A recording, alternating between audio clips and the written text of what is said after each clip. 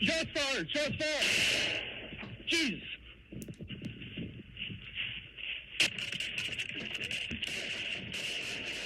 A dangerous gun battle unfolding after a deputy pulls over. Every day, traffic stops create moments of tension and uncertainty. What if technology could turn these interactions into something safer and more transparent? Welcome to the future of public safety. Welcome back. Last time we discussed systemic challenges in traffic stops. Today, we dive into technology, both what exists currently and what could be possible to make traffic stops safer for all of us. Traffic stops are where fear and bias collide.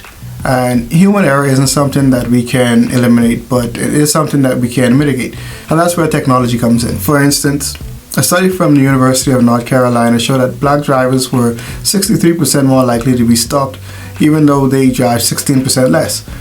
These statistics highlight the pervasive bias in traffic enforcement and underscore the urgent need for tech solutions that can reduce disparity, improve public safety, and foster more equitable interactions. With that being said, let's take a look at some of the technology that officers are currently using out in the field today.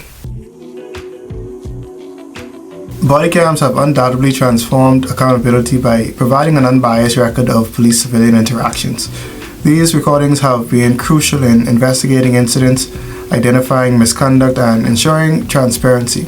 However, body cams often only cover the aftermath of interaction, rather than preventing escalation in real time. They do not actively intervene or de-escalate tense situations as they happen. This limitation highlights the need for real-time technology solutions that can proactively address potential conflicts, provide officers with immediate feedback, and support de-escalation efforts before they fully develop. Automatic license plate readers, or ALPRs, are a powerful tool capable of identifying stolen vehicles or flagged license plates almost instantaneously. They provide a significant boost to law enforcement capabilities by enabling real-time alerts on stolen vehicles or wanted individuals. And this is where SAVER comes in. This is SAVER and the future of traffic stops. Let's talk about my vision. What if traffic stops didn't involve stepping out of the car? What if transparency wasn't an afterthought, but built into the system? Features like identity verification, automated communication, pre-stop notification, issue warnings, citations, have a record of interactions between officers and civilians, and so much more. All of these features built in will reduce tension, confusion, and most importantly, fear.